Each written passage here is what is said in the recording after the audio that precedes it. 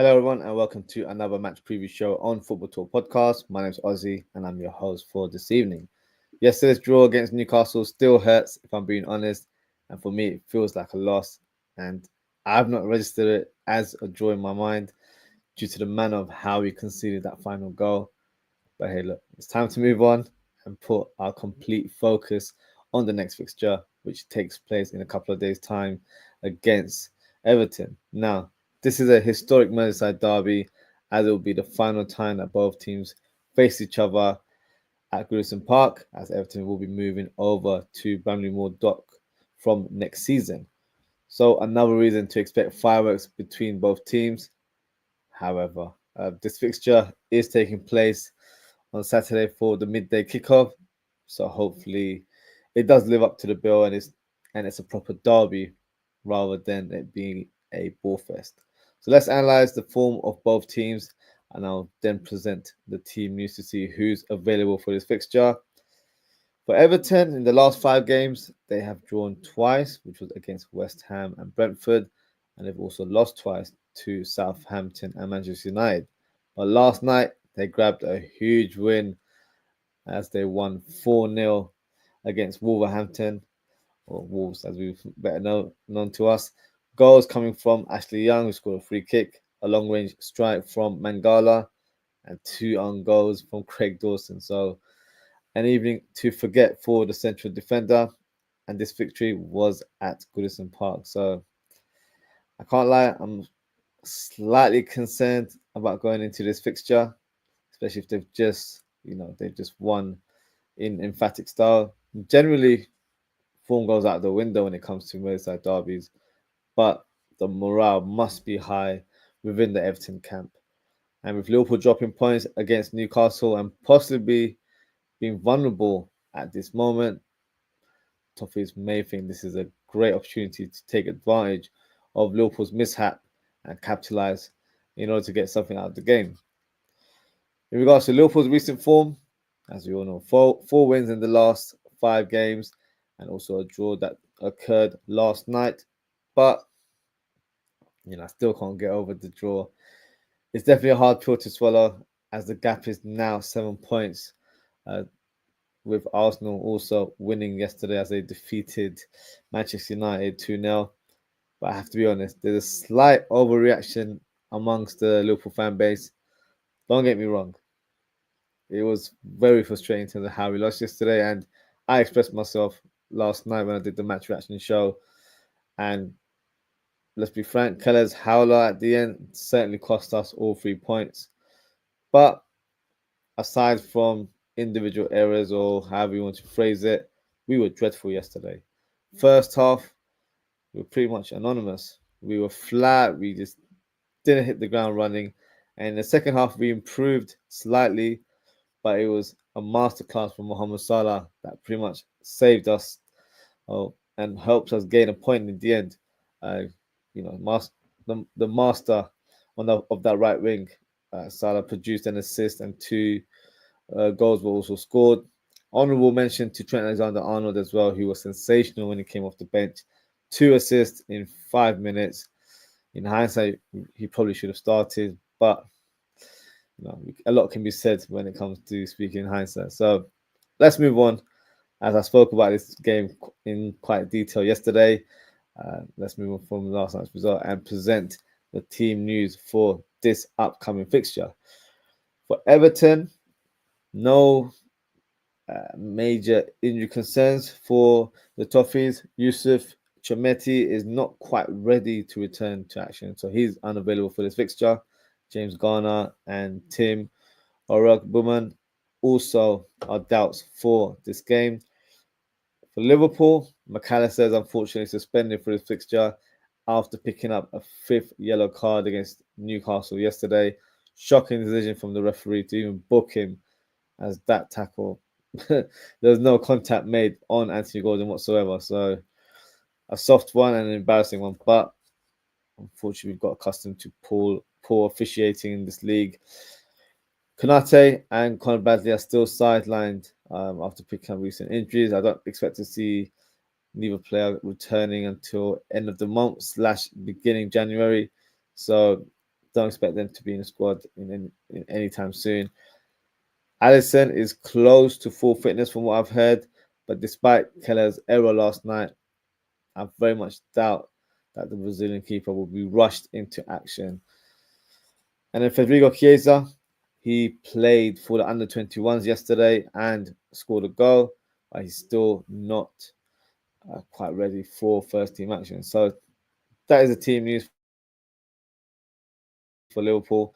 Also, players like Tsimikas and Jota still not updated on their injury right now, so I expect them not to be available for the Merseyside Derby. So let's move on and predict the lineups for both teams. We'll start with the home team, which is Everton, of course. So here we go. So traditionally, they play or deploy a 4-2-3-1 setup. So that's what we're going to begin with here.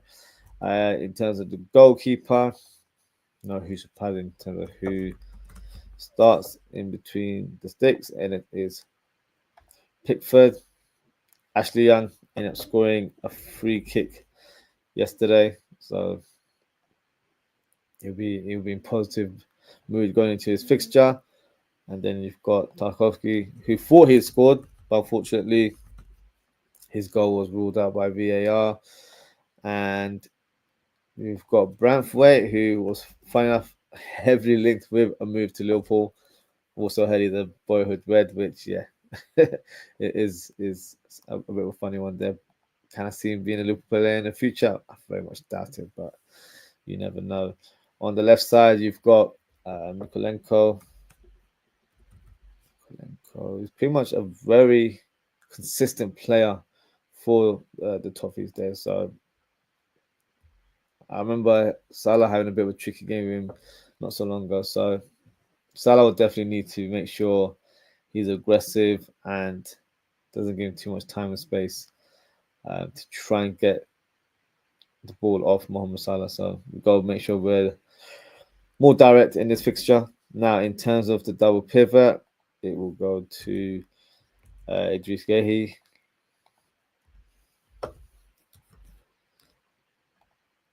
Oh, that's not the player, is it? Let's remove him. There we go. And then alongside is Mangala, who scored last night against Wolves. Decent strike just outside the box. I think it could be his first goal of the season as well. So the former Forest midfielder is off the mark. In terms of the advanced three, you've got Ndai, who's generally a striker, but unfortunately has been given the opportunity to play up top. So he's been settling for a left wing or right wing role in the team. In this fixture, I think he'll play on the right side. Through the middle, it will be Doucouré. His powerful runs, playing box to box, will definitely have an impact in the way they set up, and it's something that we will need to counter and make sure he doesn't get any influence or gets any sniff around the final third, because he does have a good shot on him and is capable of scoring some goals. And we've got McNeil, who is a very old school type winger or traditional winger, however you want to phrase it. Attacks that byline, great left foot, great delivery from set pieces and in open play. So he's a player that will need to make sure it doesn't get too much space around that final third. And up top, it's a toss between Calvert-Lewin and Broha. Broha came on in the game against Wolves and had a very positive impact. But I think they'll go for experience and they will go for the local boy, and that is Calvert-Lewin. So that is the lineup. It's probably the strongest team that they're able to field, to be honest with you. In terms of danger men in this team, I think McNeil definitely has to be one that is highlighted. Has a great delivery, good left foot. He can shoot as well. So he's the creative spark in this Everton team. And they is more of a attack-minded winger / forward who will cut inside. Great dribbling ability. So whoever's marking him on our side will definitely need to make sure they're defending very tightly to make sure he's not getting any space. around our defense and not in between the lines. So he needs to. So whoever is marking him, which we'll discuss shortly, needs to make sure they keep him quiet. Calvert-Lewin, he's not had the most prolific of seasons this year or last year, but this is one of those one-off games, like a cup final for Everton, where certain players just turn up, and due to being a local boy and having a strong affiliation to the team and to the city and to the fans, this will mean a bit more to him. So he might pull one out the bag and produce a stormer in this game. So Calvert-Lewin, more than capable of doing that. I think last year I remember him being very strong in terms of his physical presence, holding up the ball very well, and it was probably one of his best performances last season. So we've got to make sure he doesn't produce a masterclass of his own standards there. And Doucouré, for me, box to box. When he's on form, he can be unplayable at times. Very strong in terms of his ball carrying ability. Can shoot. Defensively, can help out with Ghana and Mangala if required. So if they feel like they need a bit more security, then they can kind of just do it in this sort of way. The tactics can be altered a little bit in order to maintain a defensive shape and try and make sure Liverpool don't exploit any spaces going forward. So Mangala will definitely have an important role in this team. The rest of the players are pretty much defensive-minded players, so their job is to shut up shop and make sure nothing gets past them. So the four advanced players in Calvert-Lewin and Doucouré and McNeil, those are the ones that I'm looking at that can cause havoc. But in terms of the bench, they do have players that could, have an impact. Harrison had a couple of chances to score yesterday. It was a bit wasteful in possession, but he's a very similar ilk of McNeil in the team where he can play on either wing and has a decent delivery on him and can shoot as well, especially during his Leeds day. He was very, very influential to how they played. So Harris can definitely come on and have an impact. Broha as well has a bit of a stop-start in terms of his recent career. That's probably due to injuries more than anything else, but he's a talented player, very strong, underrated in terms of his speed. He's known to be a very quick player. So that's something we need to be aware of, especially with Konate unavailable in this fixture. Our defense isn't as stable as it normally is, so it could be something that they will alternate in the second half and swap Calvert-Lewin for Broha, or they might even go a bit more adventurous and have two strikers up top playing like a 4-4-2. So he's definitely one we need to look out for if he comes off the bench.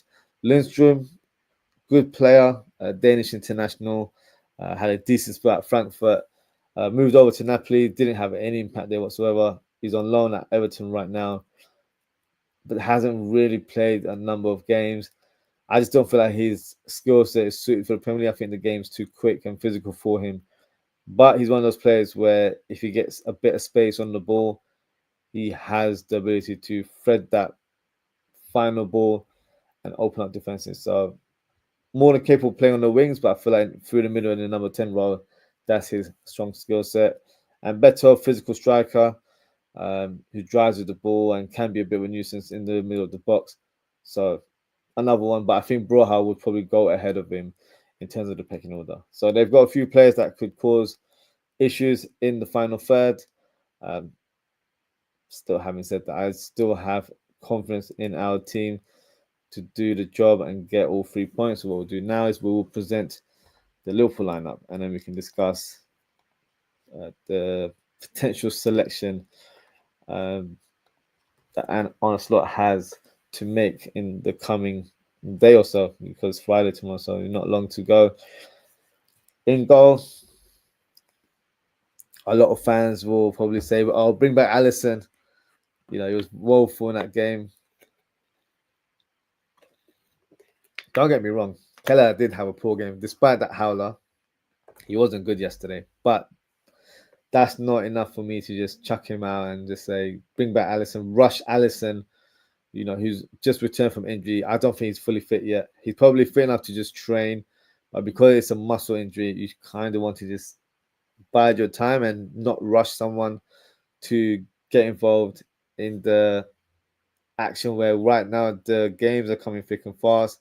it's more intense in terms of the way the games are being played.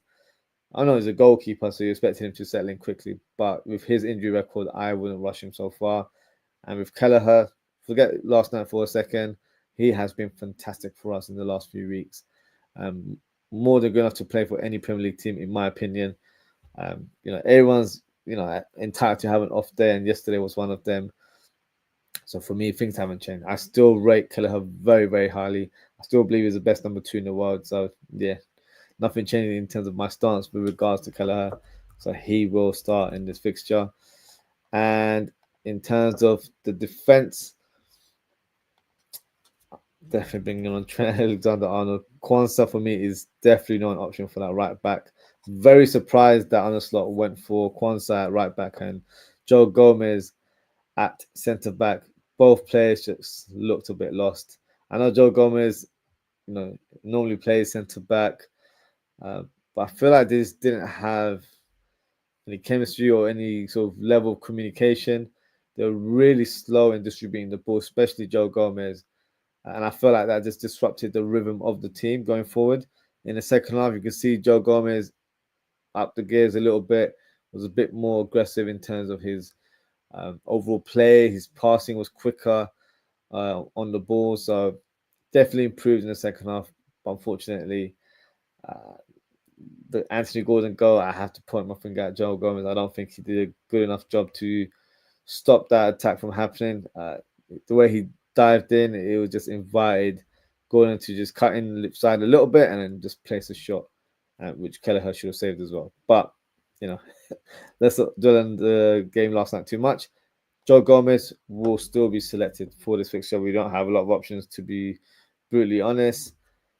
So yeah, it could be Gomez or Kwanzaa. I would go for Joe Gomez. I think he's a far better player. He's more experienced, and I feel like he'll do a better job. So for me, Joe Gomez starts alongside Virgil van Dijk, who didn't have the best of games himself, but he's obviously our captain. And yeah, I'm not going to drop him because of one awful game or average game. Yeah, I only have that many options to be fair anyway. So Virgil van Dijk and Gomez pairing up in the defense there, and then on the left, no real options. That Simicast I don't believe is available for this fixture, so I'm going to go for Robertson. So that's the back four.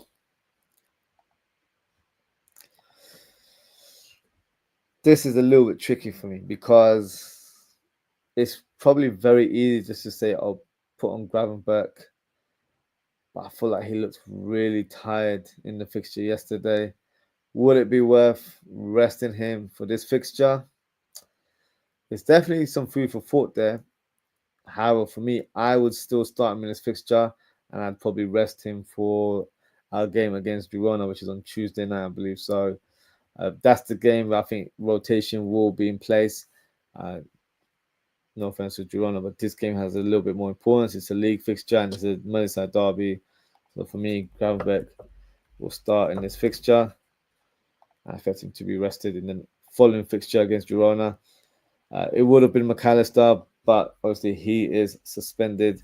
So I'm going to go for Curtis Jones playing in a slightly deeper position, which for me, I think suits him more than playing further up. And in the number 10 role, it's a toss between Harvey Elliott and Szoboszlai.